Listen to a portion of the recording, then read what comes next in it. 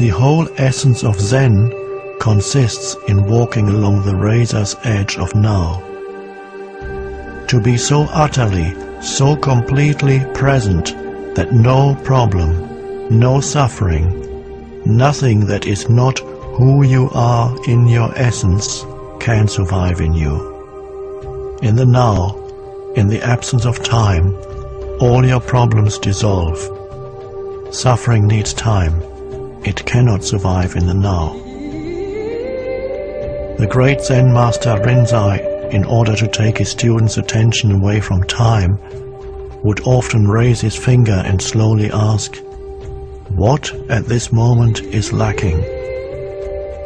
A powerful question that does not require an answer on the level of the mind. It is designed to take your attention deeply into the now. A similar question in the Zen tradition is this: if not now, when?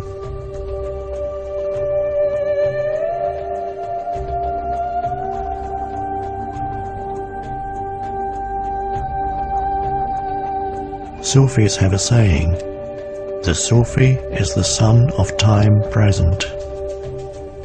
And Rumi, the great poet and teacher of Sufism, declares, "Past and future veil God from our sight.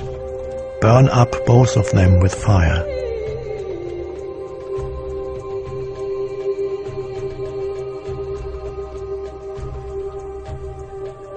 Time is what keeps the light from reaching us.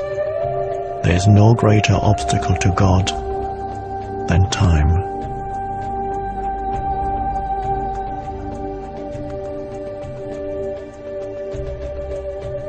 With the timeless dimension comes a different kind of knowing, one that does not kill the spirit that lives within every creature and everything. A knowing that does not destroy the sacredness and mystery of life, but contains a deep love and reverence for all that is. A knowing of which the mind knows nothing. The mind cannot know the tree. It can only know facts or information about the tree. My mind cannot know you, only labels, judgments, facts and opinions about you. Being alone knows directly. There is a place for mind and mind knowledge. It is in the practical realm of day-to-day living. However, when it takes over all aspects of your life, including your relationships with other human beings and with nature, it becomes a monstrous parasite that, unchecked, may well end up killing all life on the planet and finally itself by killing its host. You have had a glimpse of how the timeless can transform your perceptions. But an experience is not enough, no matter how beautiful or profound. What is needed and what we are concerned with is a permanent shift in consciousness. So break the old pattern of present moment denial and present moment resistance. Make it your practice to withdraw attention from past and future whenever they are not needed. Step out of the time dimension as much as possible in everyday life. If you find it hard to enter the now directly, start by observing the habitual tendency of your mind to want to escape from the now. You will observe that the future is usually imagined as either better or worse than the present. If the imagined future is better, it gives you hope or pleasurable anticipation. If it is worse, it creates anxiety. Both are illusory.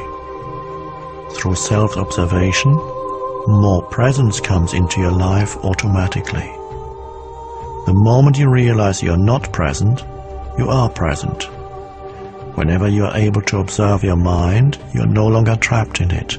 Another factor has come in, something that is not of the mind, the witnessing presence. Don't judge or analyze what you observe. Watch the thought, feel the emotion, observe the reaction. Don't make a personal problem out of them. You will then feel something more powerful than any of those things that you observe. The still observing presence itself behind the content of your mind, the silent watcher. Intense presence is needed when certain situations trigger a reaction with a strong emotional charge, such as when your self-image is threatened, a challenge comes into your life that triggers fear, things go wrong, or an emotional complex from the past is brought up. In those instances, the tendency is for you to become unconscious. The reaction or emotion takes you over, you become it. You act it out, you justify, make wrong, attack, defend. Except that it isn't you, it's the reactive pattern, the mind in its habitual survival mode. Identification with the mind gives it more energy.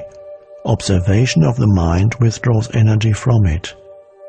Identification with the mind creates more time. Observation of the mind opens up the dimension of the timeless. The energy that is withdrawn from the mind turns into presence.